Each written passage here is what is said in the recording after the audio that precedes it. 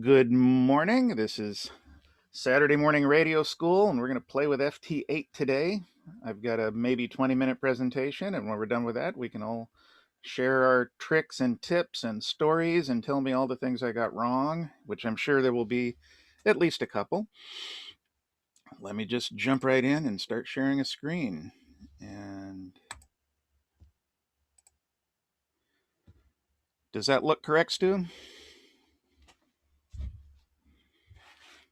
I guess I better answer verbally. Yes, that is beautiful. Thank you so much. Okay, thanks. So, oh, now it's not moving. There we go. These are the more or less the topics that are going to be in here. Time, version. Actually, we don't need to read that. I think that was mostly there for me to put the levels together. So the first is going to be choosing your version of the software. And it turns out, even if you've been running this for a while, this is worth going back to take a look at. WSJTX is the program most people use and know, and it was the one written for the mode, and the mode was written for it. It's got the best support, the most updates. It really is the gold standard. However, JTDX is another alternative. The JT in both of those is Joe Taylor, one of the inventors of FT8. A lot of other modes as well. It does have a better UI. It's more suited to people that like collected grids, and hence the DX portion of that. It gets a lot less development. I think it's been 2 years now since the user guide has been updated online. But here's the part that really mattered. I was on a 64-bit computer here running a 32-bit version of WSJTX, and the performance was awful. And I thought my computer was better than that, but that was the way it was. Until hearing this tip from somebody, and I went and installed the right version, and what do you know?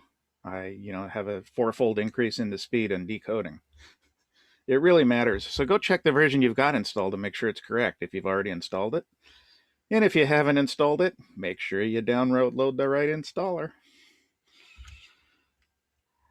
Each of these programs, when they upgrade, by the way, they don't touch the installation you already have. They create a new one in a new folder and leave all the old one there intact. And this will fill your hard drive up in time, so be aware of it. And be aware that your shortcut is pointing to the version you think it is. In the file menu on both of them, try and do this every week or two. Go to the file and then delete all of the WAV files. Every time it decodes, it creates a WAV file, and WAV files are not compressed, and that really takes up a huge amount of space. I think that's about all I'm going to cover for getting it set up. Time synchronization, because people love to talk about this. It is vital that your system clock be accurate. And boy, have I heard people get into fights over how accurate it has to be, millisecond accuracy. And there's some truth in that. But no, there isn't. You got to be within 1 second.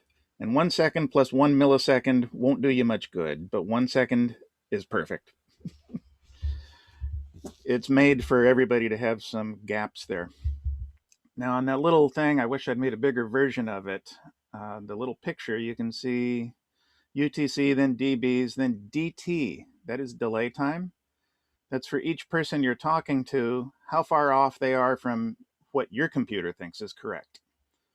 So the first one, it's 1/10 of a second off. The second one's 0.3 of a second off.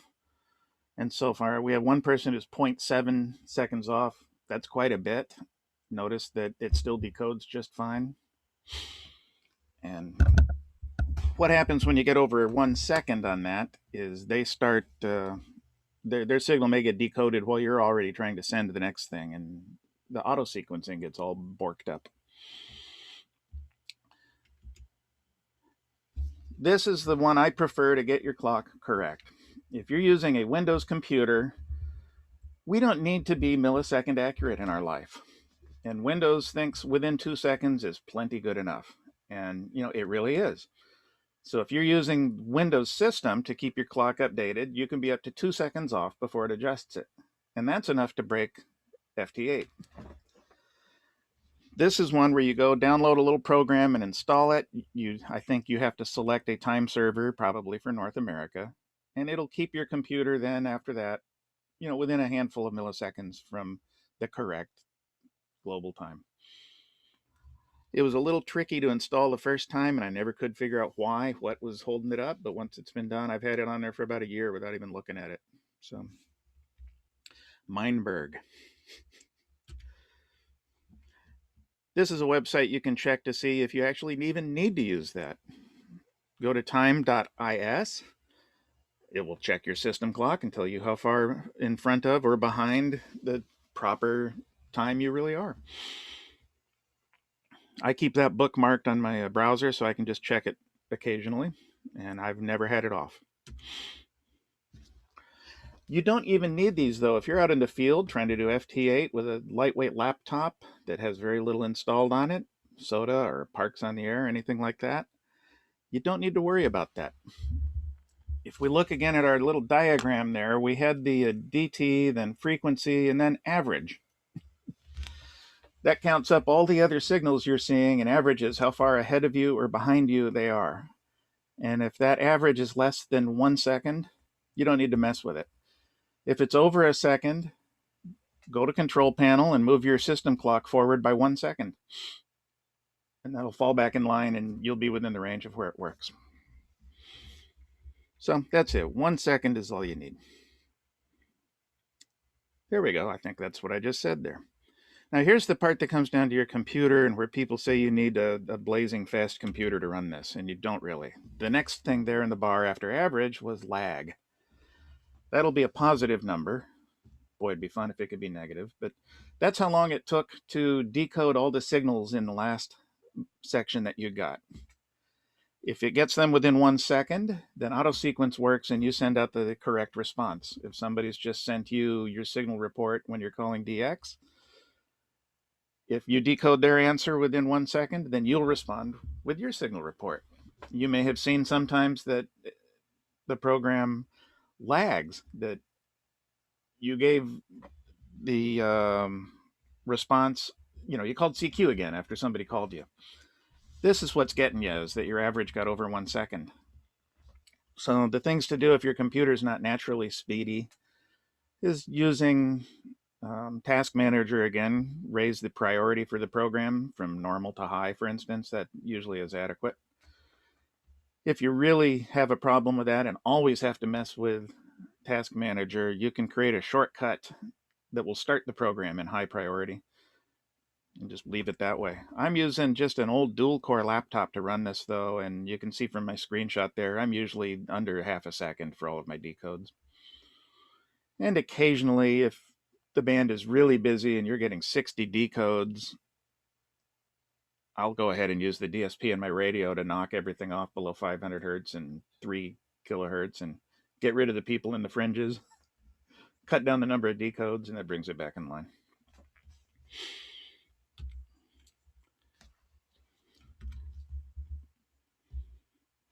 Target's under a second. This is why we need that second, though, because after 1 second, it decides what you're going to transmit next. Now, if you're trying to get a hold of somebody, talking with them, and consistently it's coming in wrong, there's a button in both of these programs, the filter button, and it'll stop decoding everything except what's right in the area of the message you're listening to. So even on a very poor computer, you can still communicate with somebody. You call DX. As soon as somebody replies, you make sure you're on their frequency and hit the filter button, and you only will decode 2 or 3 messages tops. Increase priority with Task Manager, I mentioned that. This you may not want to mess with, but there's a noticeable system improvement. Both these programs, this is important, take a 48 kilohertz, 16-bit audio stream.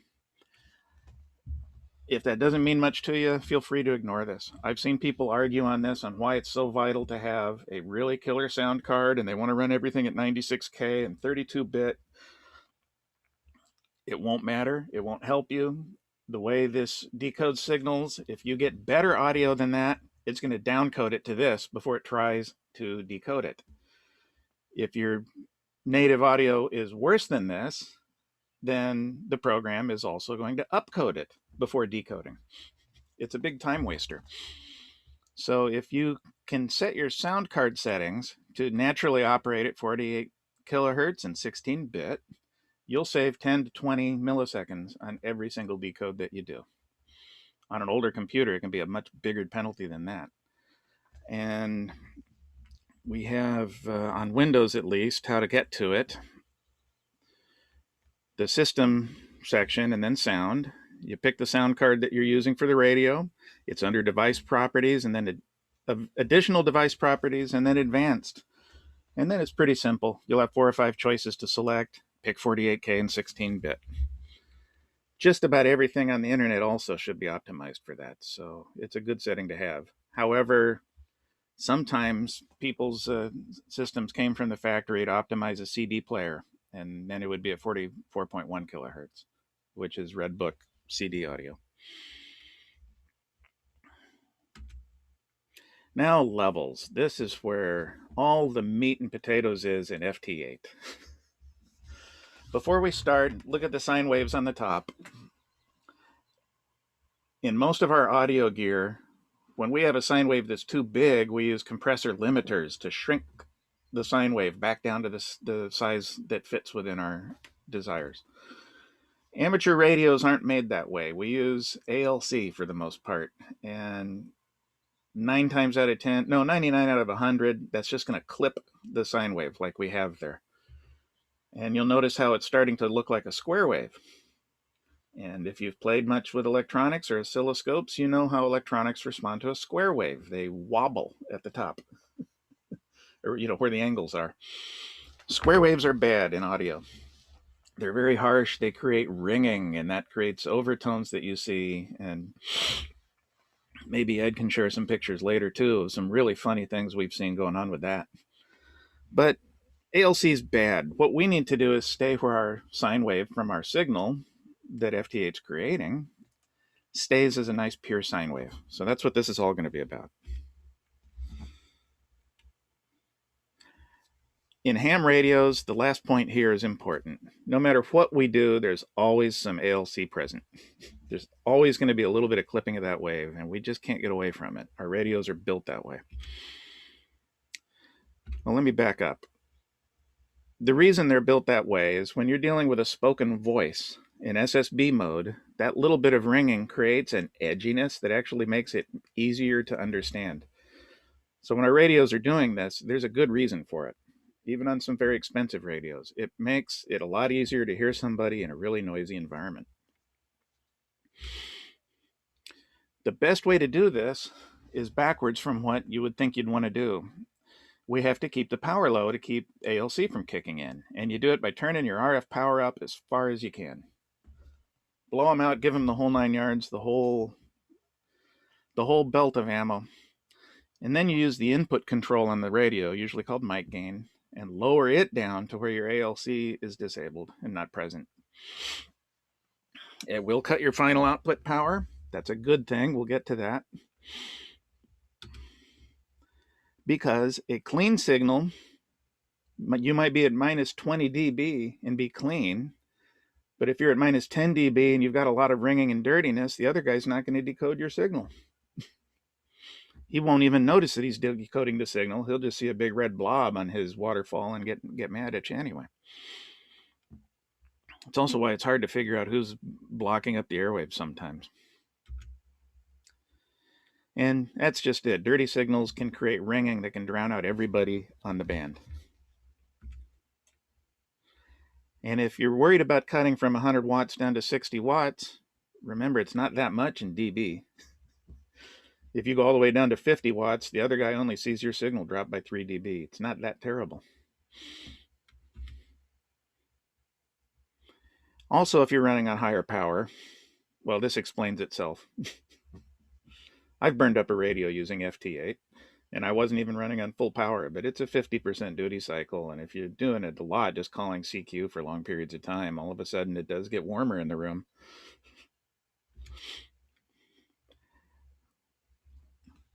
This is really the bottom line right here. If people decode you easily, you'll know it. If you're having a QSO with somebody and they're having to send something 2 or 3 times and yet their signal says that it's strong, chances are they're having trouble decoding you. You may have too much ALC in the picture. Or you may just be too soft, or there's 100 other factors, but let that be a clue. If they tell you you're minus 10, you can turn down a little. All of us have on both of these programs, there's a slider for the input, not a slider, but a bar gauge that tells you the strength of your incoming signal. You should get that. This is a sound card setting again when you did your signal link setup or whatever, but keep it between about 50 and 60 dB, and the program will do the best job of decoding. Now, here's something all of us have seen quite a lot of. And this is going to be an important point because all of us like to then hop onto Bozo and say, man, so-and-so's so loud, they're blowing out the airwaves. No, they're not. It's a surprise, but that really strong signal there that's bleeding out more than 50 hertz on either side, that's an artifact of the way this program creates the waterfall.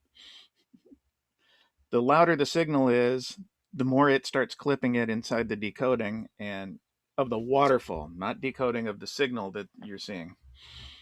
These aren't super high quality waterfall displays, and sometimes they have artifacts. If you don't see ringing off to the left and right consistently, then it's not a problem. And the program can properly decode signals with a spread of 52 dB between the highest and the lowest audio level. That's a ton. So unless somebody's over 30 dB on your waterfall, a dirty waterfall doesn't mean they're too loud. You're good. Now, if it looks like this, we got another problem. This is somebody that actually I don't believe any of us know personally here in Newbury Park.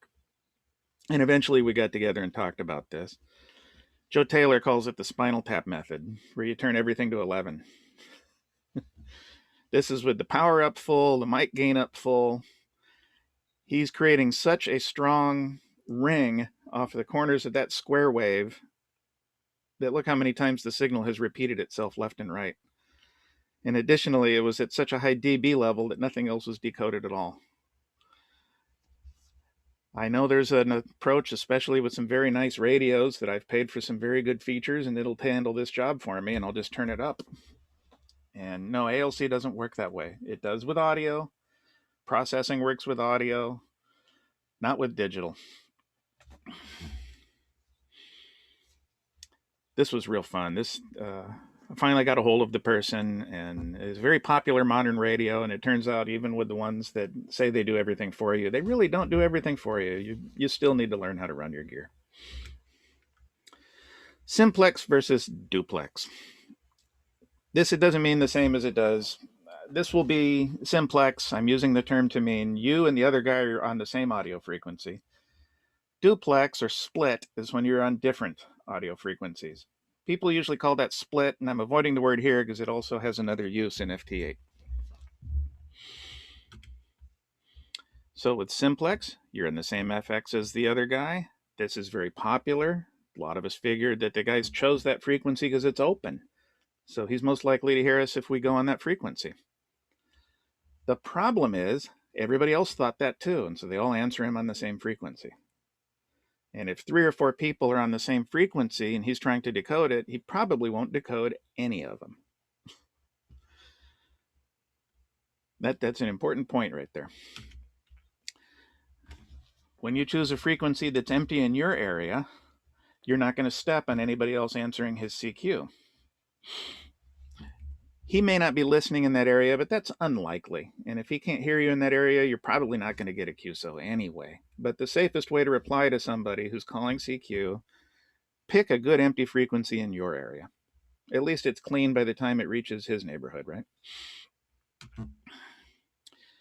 Here's one time when it is good to use Simplex. If you see someone calling CQ and you've answered 2 or 3 times on another frequency and he's still calling CQ, that's a sign that he's not seeing anybody on his frequency. Now go ahead and hop over to his frequency and try replying. Maybe he's left his filter on by mistake, and he's only decoding people on the same frequency he's on. Often this does help, though. Now here, if you're using WSJTX, there is a button. I can't recall what it looks like, but those of you that use the program will know, that says hold TX frequency.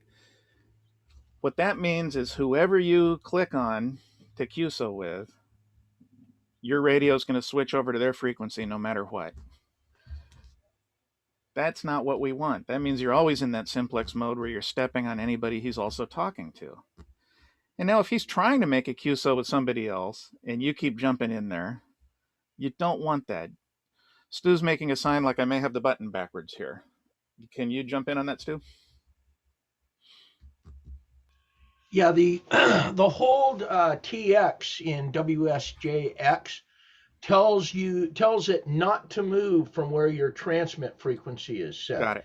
If it is unchecked, then it's going to move over to wherever you're changing to your receive to. Okay. I wrote it right and I read it wrong. So, but written there, yes.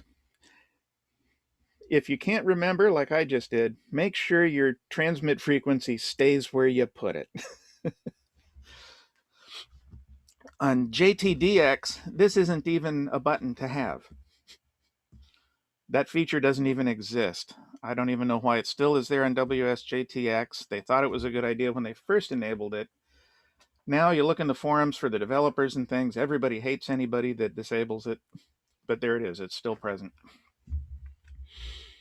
Simplex is a good tool to use, but use it on purpose, not willy-nilly.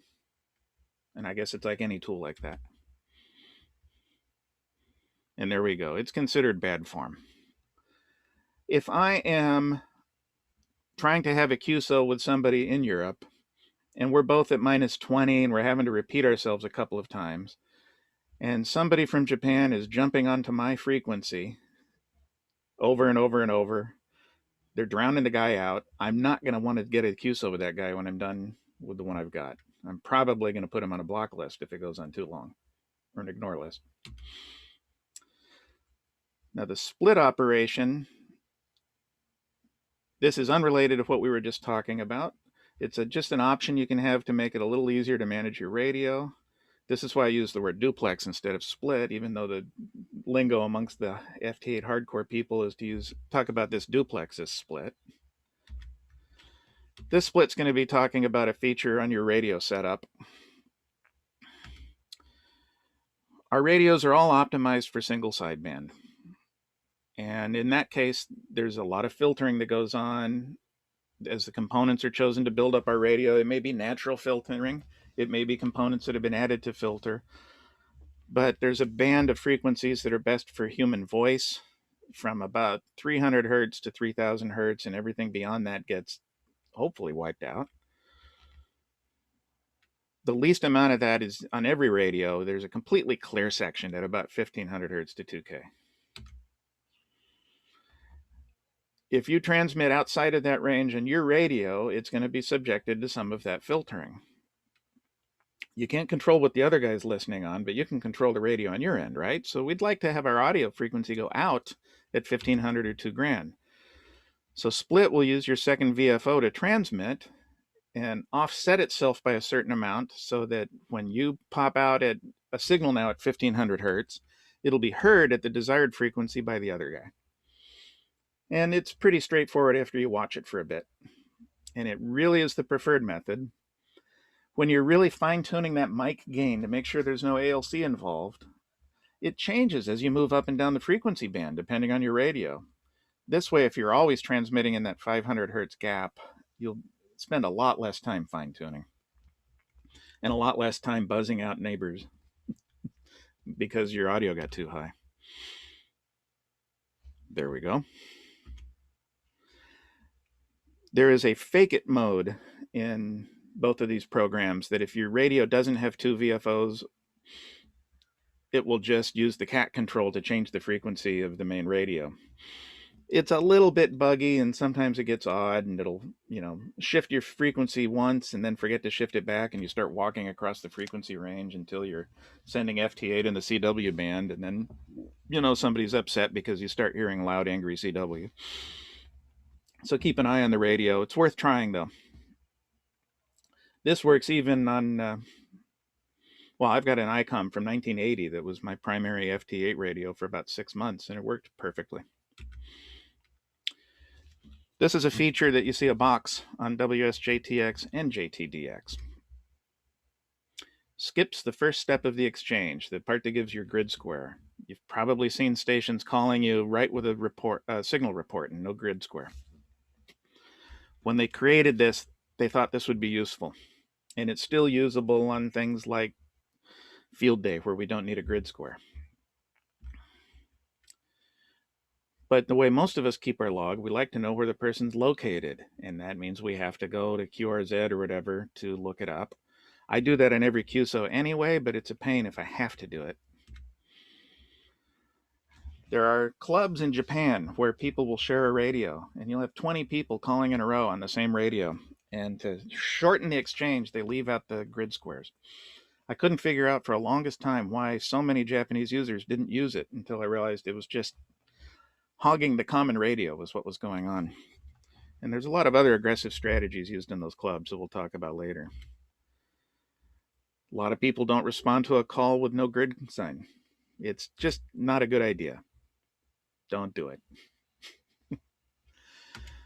Maybe Stu can help me with on this because I do not use WSJTX and forgot to look it up. There is a way you can set up the program to where it doesn't give the final 73. And disable, don't leave it that way. If anybody has the problem, then we'll go back and find it and how to fix it. There are other modes that these things can operate in, and the biggest one is the special exchanges for things like field day. And if you want to do that, you need to use WSJTX. JTDX doesn't do it. It was meant. Well, there was kind of a split amongst the developers, and some people didn't like how everything was contest oriented, and so they went and took their marbles and did something else. There's the hare and hound mode, which is a little bit odd and a little bit crazy, and it should not be used in the normal FT8 band. So if you're just a regular user of FT8 using the recommended frequencies, you probably will never see this. It's used for de-expeditions where they're going to have a massive amount of traffic to get a rare grid square. They should be doing it on different frequencies, and they should publish those frequencies. And that's where the DX station will have their own frequency. Everybody else uses other frequencies in duplex mode in another defined range, and that way they can pick and choose people and get them through the line a lot more quickly. I think the best way to use this, if you wish to talk to any of them, is find their website where they have their desired instructions, read them, and follow them. Otherwise, you're never going to run into it by accident. So, in the meantime, if you're not trying to do it, don't click the button that says Hare and Hound. This is a very great tool. WSJTX creates a file called all.txt. Everything that is decoded in your left-hand window is added into that file. So if you use something like Logbook of the World or QSL and somebody says, I had a QSO with you and it's not in your logbook, you can go back to all.txt and search for their call sign and see if maybe you did have a QSO with them. Or maybe you truly didn't before you reject it. It's a record of everything. It can turn into a really big file. So sometimes you might want to go ahead and chop it off once a year, once every quarter, I don't know. Save it and compress it and let WSJTX start a new one. JTDX starts a new file every month. So that helps control the size a little bit because at least I can just throw the old ones off onto a backup and I don't need them after a year, for instance. This is the location of them. You can go to File, Open Log Directory, or find it in Windows with that type of path there. They do make it available in the log directory because it is a pretty handy way to check your logs or check for conflicts. So here's some other tips. Just rolling right into them is try other bands. In sideband, we tend to think 20 and 40 99% of the time. But the work bands and 30 meters, 60 meters, these are hugely popular with the digital users where there's nobody there on voice. I think I have more DX on 30 than I have on either 20 or 40. So it's great. Use a companion app like a Gridtracker that gives you tons of maps to see where everything's going, a million other tools. We're just going to touch on Gridtracker today because it could be its own 4 or 5 hour course. It's a completely different world for everything you do in ham, not just FT8. There are other programs that are just plugins for Gridtracker, but all of them just help you get more QSOs. Now, when you have chosen somebody to do a QSO with, you probably are aware their call sign is in your clipboard. Why not, while it's going on, pop over to Internet Explorer or your browser of choice, Netscape Navigator maybe, go to QRZ and look up who you're talking to. There's time. It takes, a minute to 90 seconds for a QSO. It's good to know who you're talking to. That can be pretty exciting sometimes. Some people have some really, really interesting QRZ pages. And then there's Japan. And if you've used FT8 much, you're going to realize that Japan is an issue. Because sometimes you're trying to do something, and no matter what you do, there's 5 or 6 stations from Japan all stepping on you, to the point where it's impossible to keep track without a secretary. Well, over time, what I have found has been working the best for me is if somebody from Japan's trying to get a hold of me without a grid square and without good manners, just get the QSO. They'll leave you alone in the future because you don't show up as colored on their WSJTX window. Just accept it. It's going to happen. You're going to be driven crazy by it.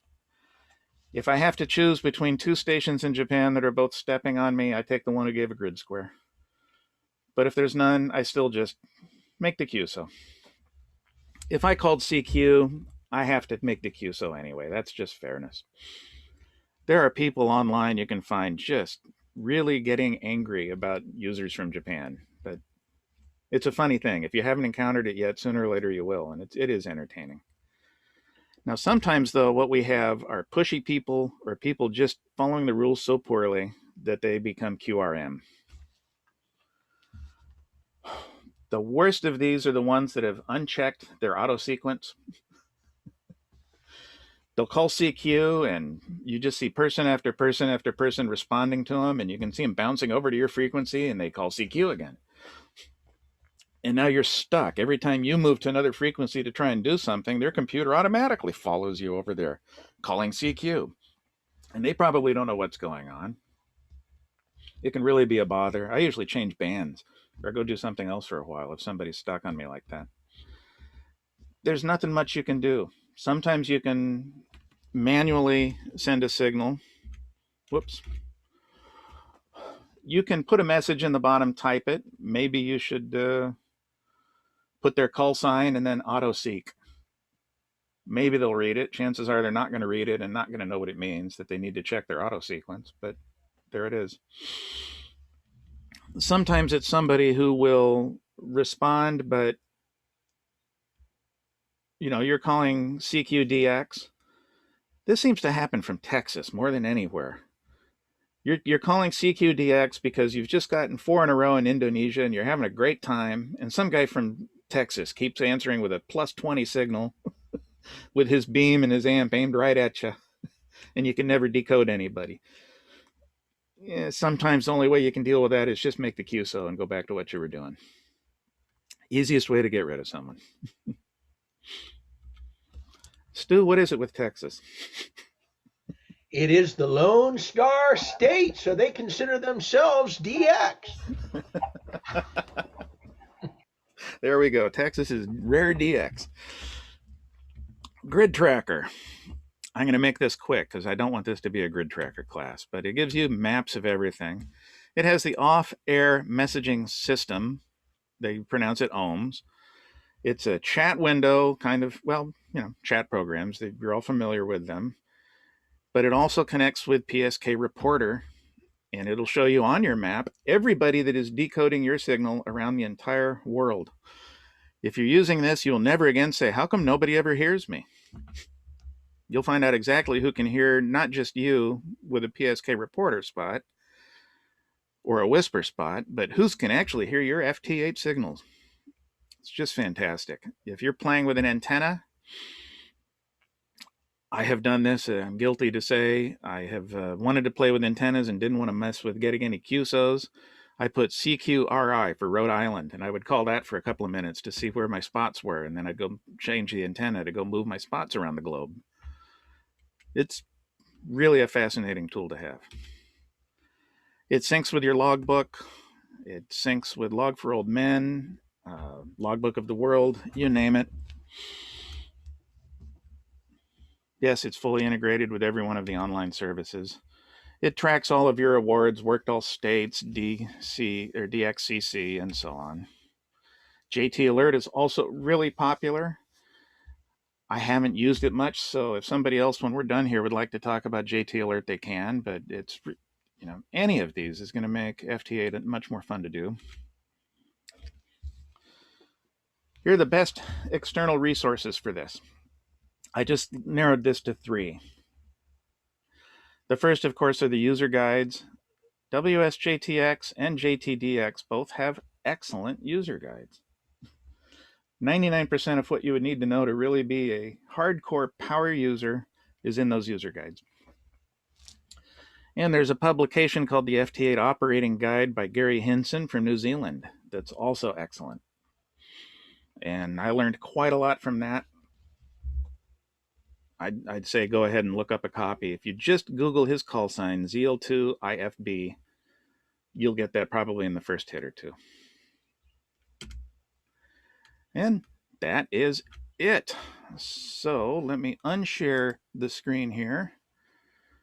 And we can just sort of open this up to anybody talking about any of that or any of the things that they like to do. I have a question. Please. WXJTX doesn't have a filter button. Does it not? It does not. And I actually looked for it. Maybe I'm not seeing it. So I don't know, but I could that's an not important locate. correction. Yeah, the filter button is a 150 kilohertz filter. Okay. It's not truly a filter. It just Right. it doesn't decode outside the filter. Sure.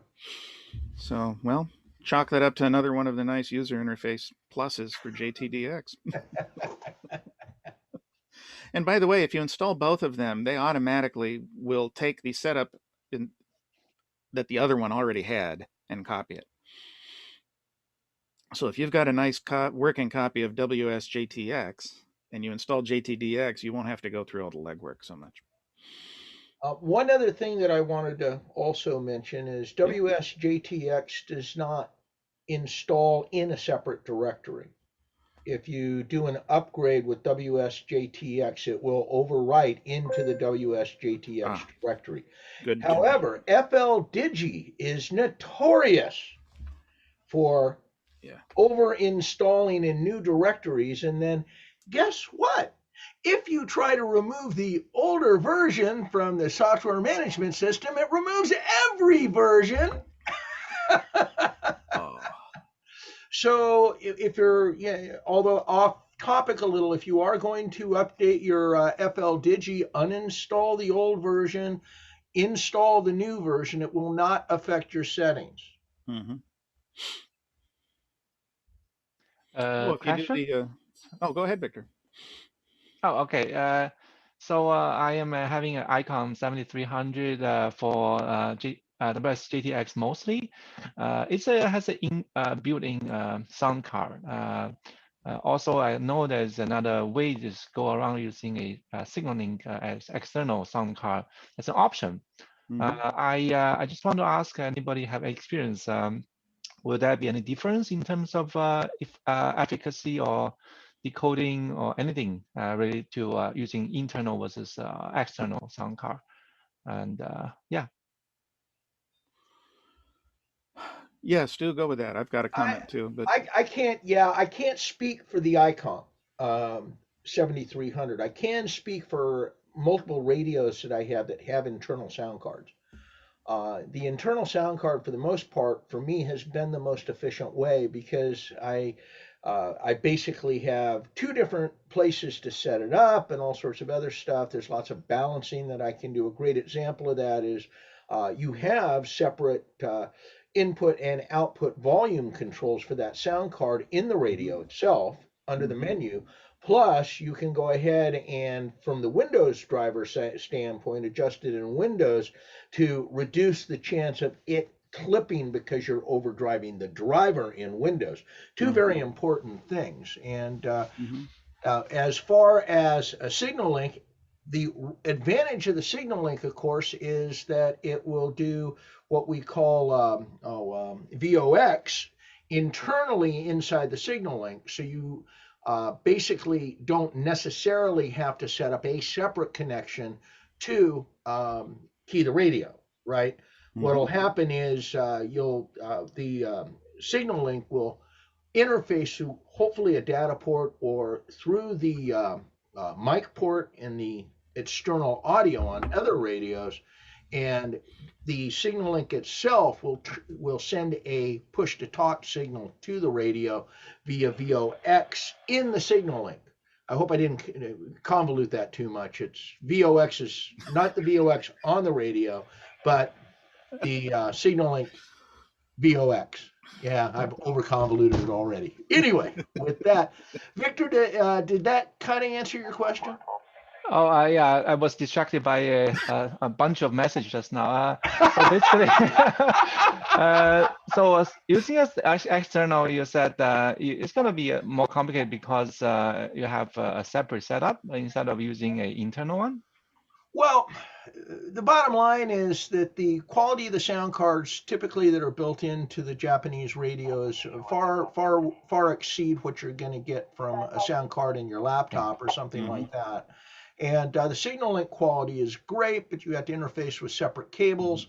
The push to talk system will be different with the signal link. So the reality of it is, they put it in the radio. It probably works better. And you have the ability, like I said, to really fine tune the audio in that radio with the menu items, as well as the ability to change it in the computer. So you get the best of both worlds.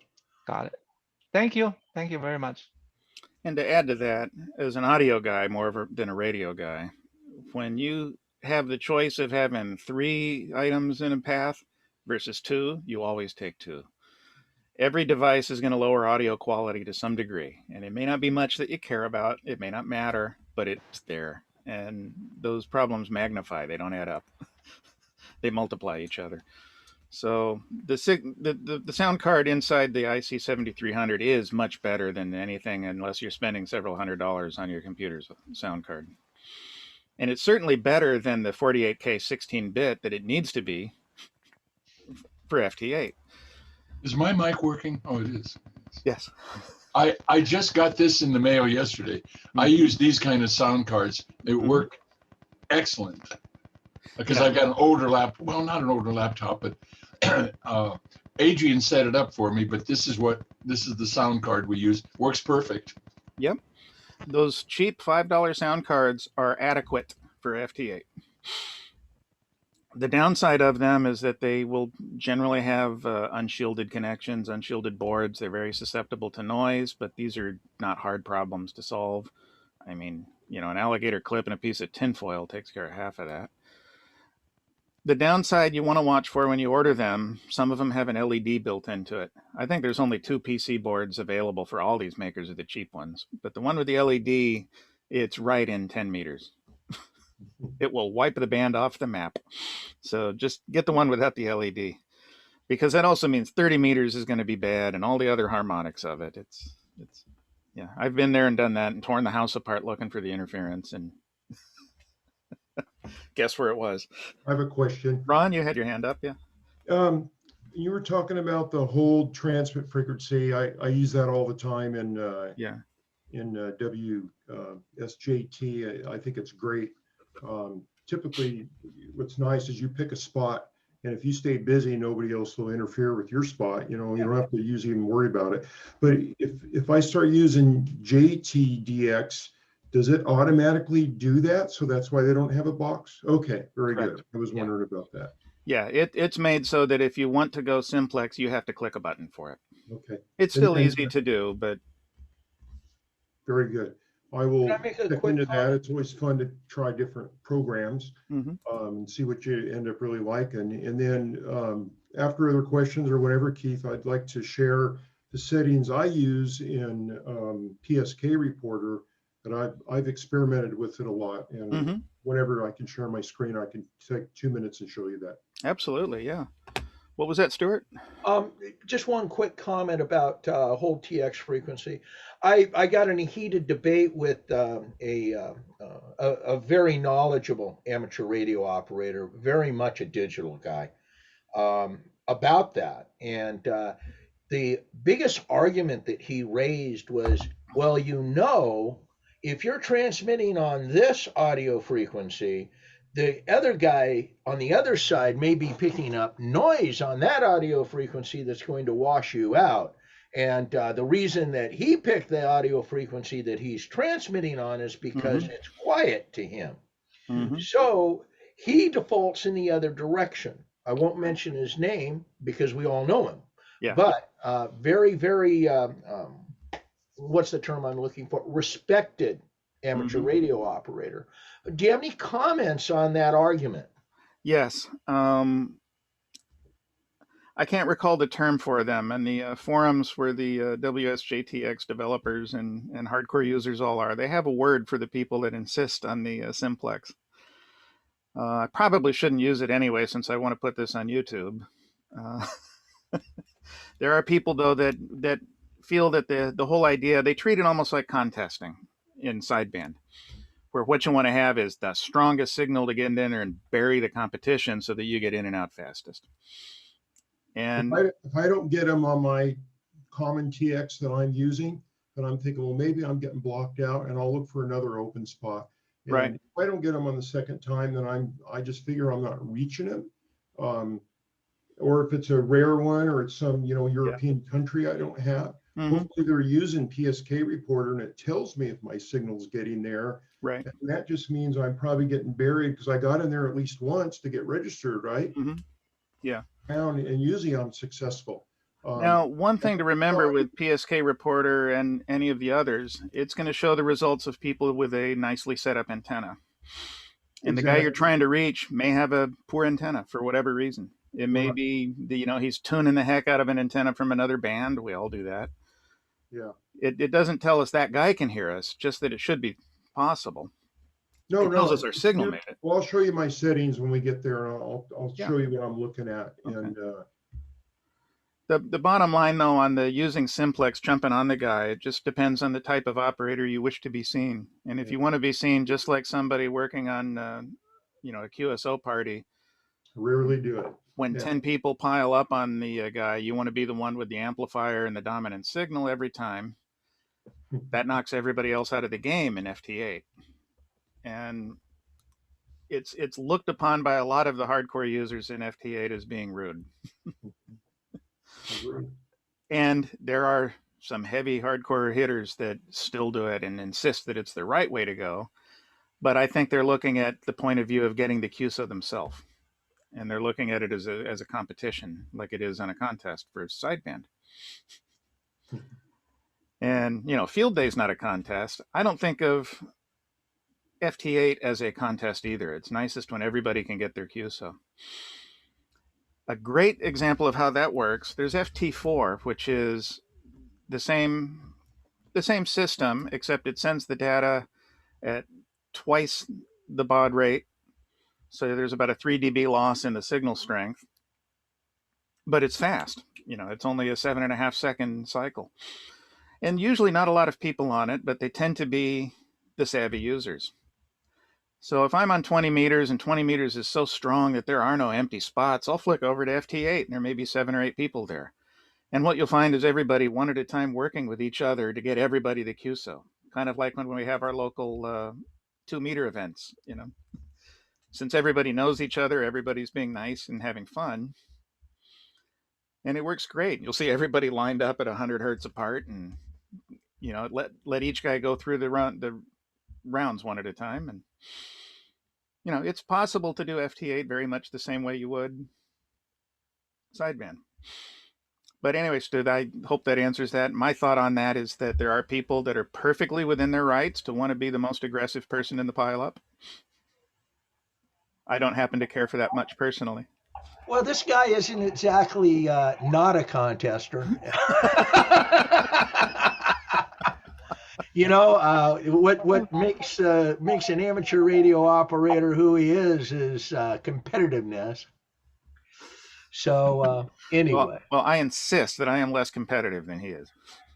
So there. yeah, sure, okay. Back to you, Keith. Yeah. Ron, why don't you go ahead with what you've got there? Can I share my screen? Yes. Stu and I both nodded. We both must have enabled it.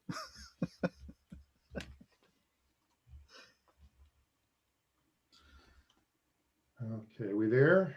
There we go. Yes. So anyways, I've played with the settings in this and everything. So you can see right now I've got mine set on all my bands. So everything I've been working lately shows up. And then here's the options I use.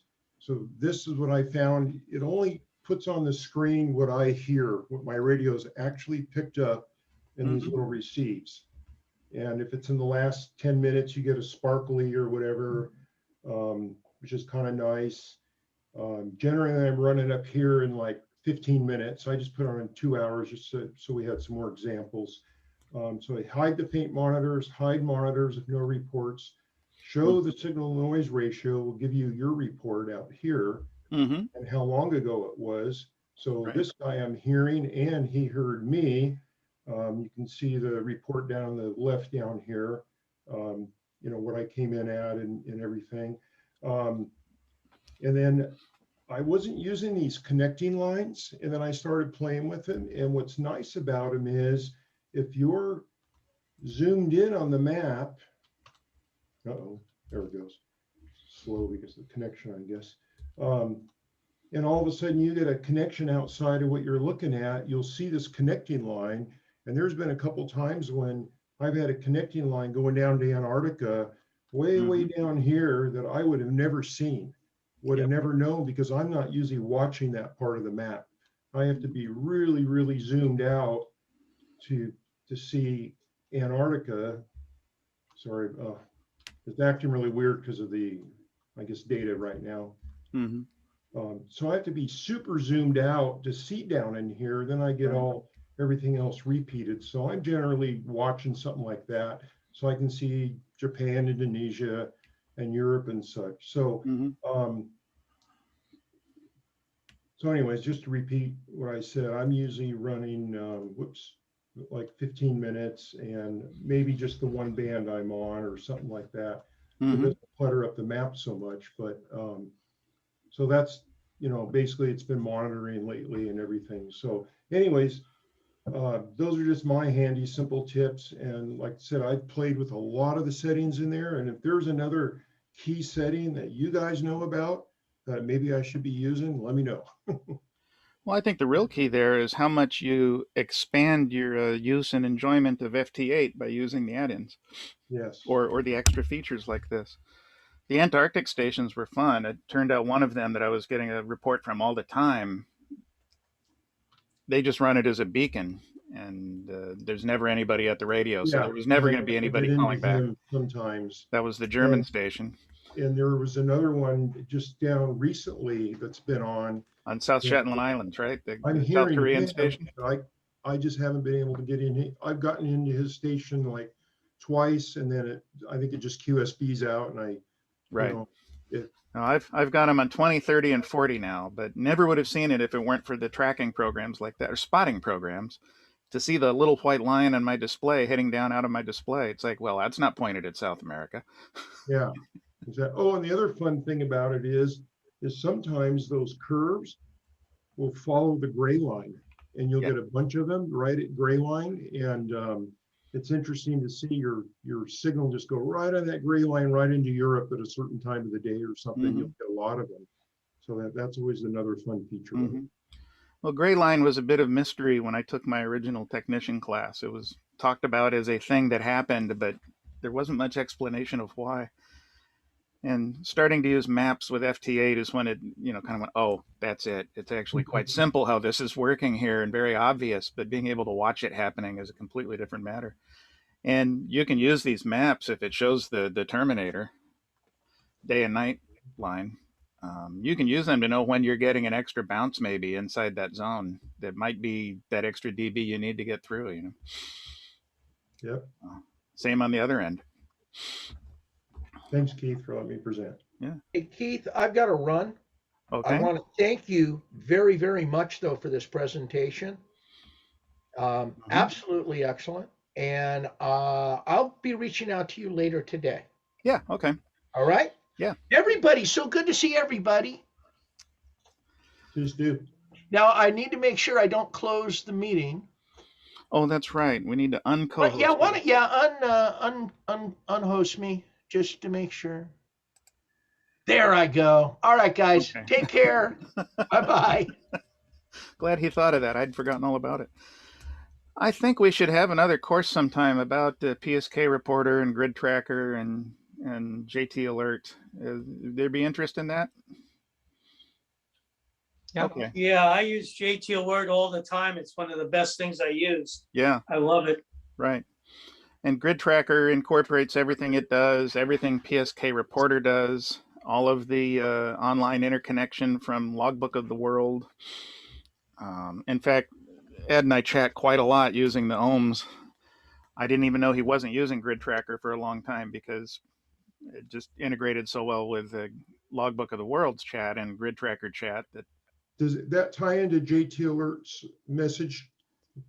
Okay, Yes. so you'll get it that way. Yeah, they're all using the ohms system, which. Yeah, I find that's super handy. Like if you see a rare DX and he's on there, and you send him a chat and you just, you know, I've used it a couple times, say, man, I'm really trying to get you. Yeah. And you know, I need your country, blah blah blah, and they'll more than happily oblige. Right. And, Well, my normal routine when I start a QSO, since I've now got the call sign in the clipboard, I'll go drop it into QRZ and then come back to Gridtracker while it loads. I can click an information button where it shows me the QRZ info in a pop-up to see who I'm talking to.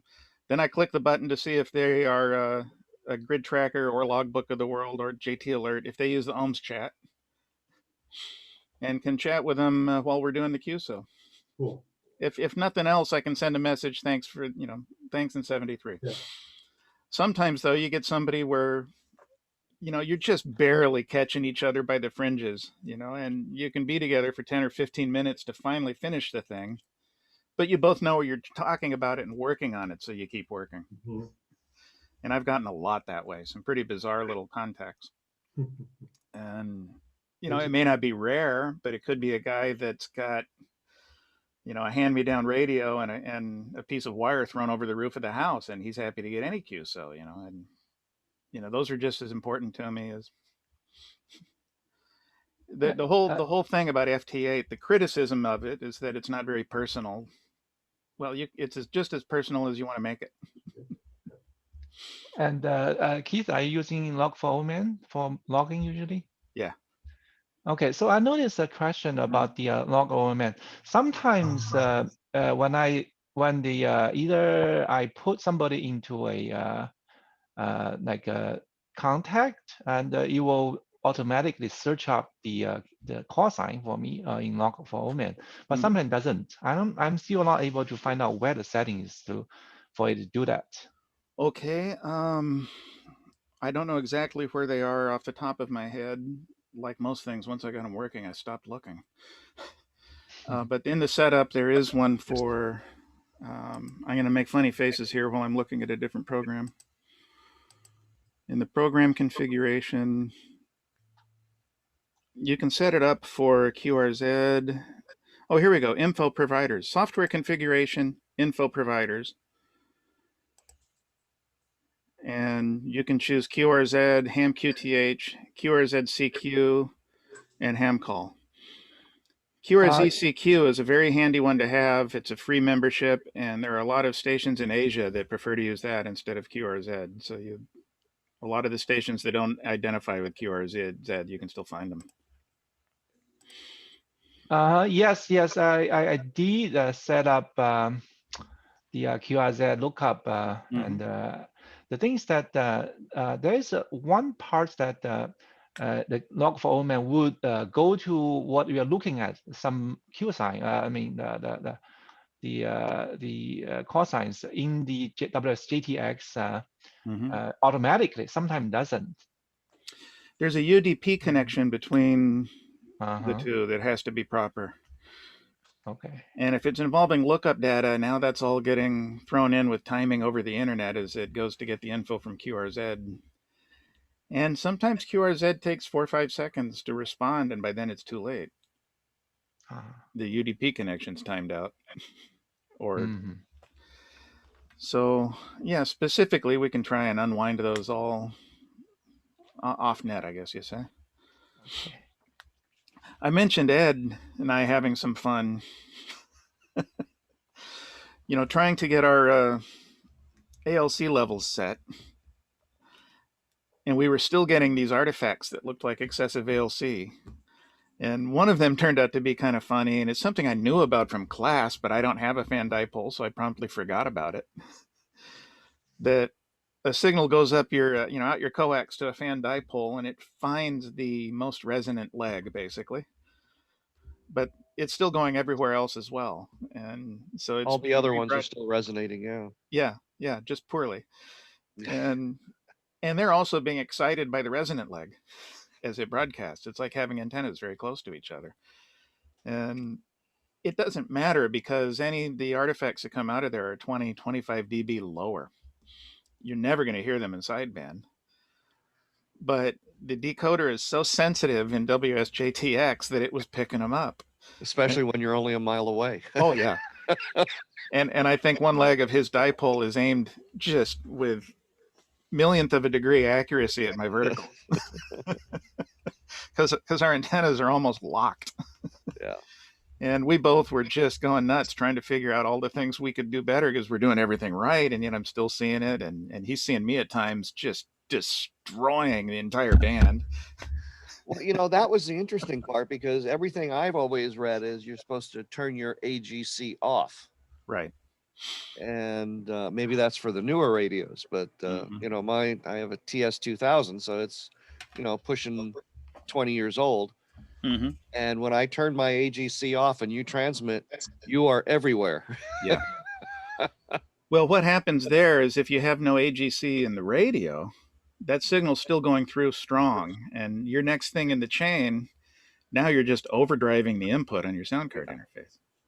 So, and this isn't nice overdrive like you'd get from a vacuum tube where it's all nice third harmonics and buttery and smooth.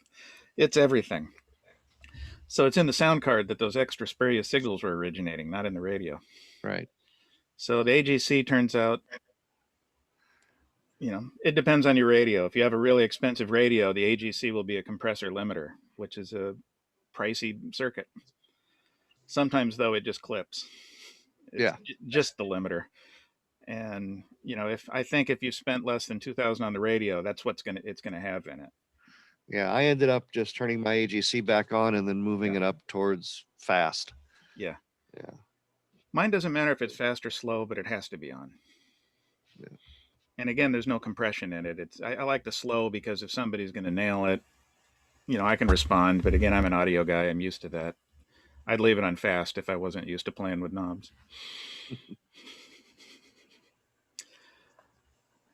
I should have added some of the pictures in just because they were so entertaining what we were doing to each other.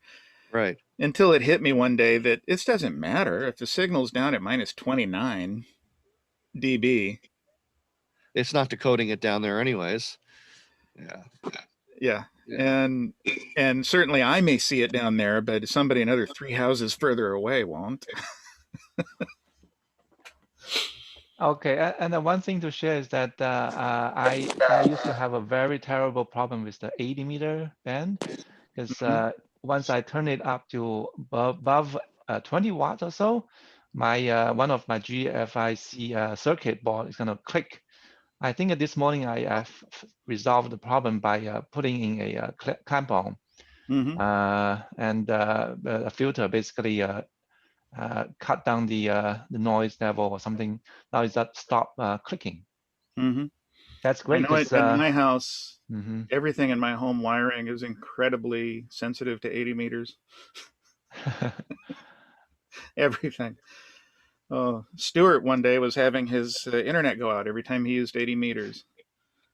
And it turned out to be the copper in the wall that his FiOS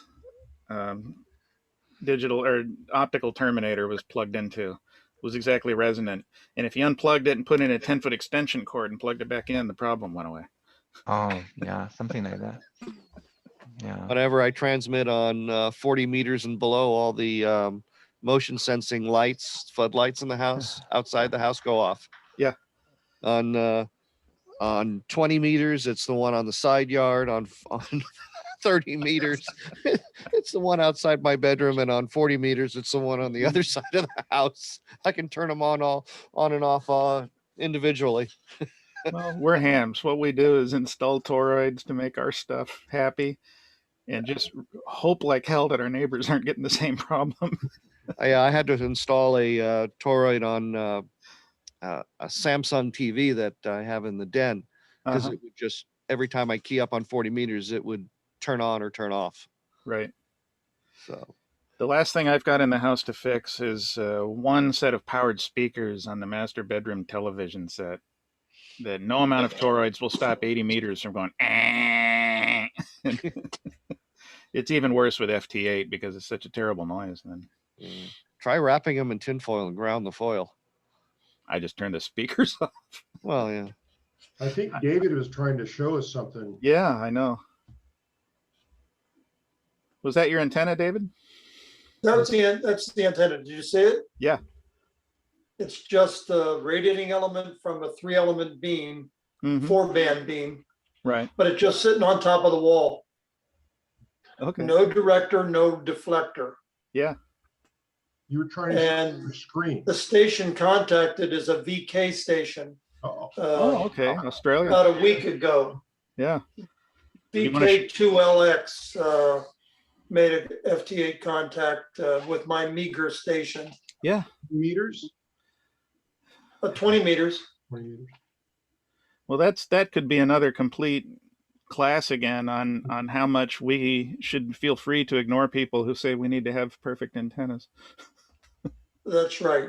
Don't need to have a real fancy antenna, that's for sure. Yeah. You know, antenna is still an antenna. Yeah. Interested to hear Ed's comment on the wireless security lights, motion sense, because I have a couple kick on when I'm on the radio, and I've always thought, did a cat walk by or somebody? Did some critter trigger that? I thought, well, I wonder if I'm doing that, but obviously I am. Yeah, and I had the same problem with my garage. I still have it. The garage door opener, the light turns on when I transmit. At least it doesn't open and close anymore because I wrapped a toroid around the electric cord going to it. But yeah, I used to be able to turn on FT8 and garage door would open. What about your neighbor's doors going up and down? Yeah, I was just gonna say, you remember having the light switch that doesn't do anything, and you sit there saying, "What does this thing do?" Yeah. There's a guy in Italy, his garage door's going up and down. And like, stop it. Hey, Keith, are you still recording? Yeah. Oh, it doesn't matter. I was just going to tell you a quick story about that. When I was a kid back in the 60s, my mom and dad had these very well-off friends, and they lived in some private neighborhood down south. And we went there, and electric garage doors just coming on the market. Yeah. And you had a remote control, and there was only like 8 channels, and that was it. So he drove down the street pushing his button to see what neighbors' doors are on. Same ones as his, and I guess about every 8th one he was opening. So Yeah. he knew who could open his. Crazy. Yeah, that's right. And with those older ones too, sometimes the planes going overhead, if they were transmitting, they would open your garage door. It must have been like 108 megahertz AM or something they were using. I just got a new garage door motor last week, and I know our TV keeps changing channels. does it? And it is good. I haven't tried it yet, but it's supposedly it's good for 1,500 feet. I mean, you can be way down the street and trigger this. I don't know what. It's really neat because I said we need a second remote for it. And the guy said, that'll be $150. I said, never mind. So Donna got an Amazon, and we got 2 of them for like $20. Mhm. And you know, I don't know if you guys have dealt with it, but there's a yellow button on the back of the motor. You hold it, you hold your remote up, Mhm. and it brings up, and it programs your damn. So, because I'm thinking, oh, I'm gonna have to go through the dip switches and all of that nonsense, and nope, you just hold it up there and it programs itself. But I haven't yet given it the 1,500 feet test, see about how far. So I don't know if that causes other RF problems in the neighborhood, but that's quite a distance for one, and it's just got a minimal antenna hanging down from it, you know, 6-7 inches. Mhm. For about $32, you can add a little device and do it from your iPhone. Yeah, they want $10 a month if I want it to work off my phone, and unlike you guys, I don't have an extra $10 a month to pay to see it on my. But it's like the TV commercial. You can see your garage door go up and down on your cell phone, but I can live without that. Yeah, I do mine through my phone, but I have a home automation system that I made just using the freeware program, and it's a little relay and everything else. And I just open up the app, press the button, and the garage door leaves Wow. open, close. Clever. Well, I'm gonna stop the recording, and then we can keep talking here. So thanks everyone for being here, and we'll look at that other class.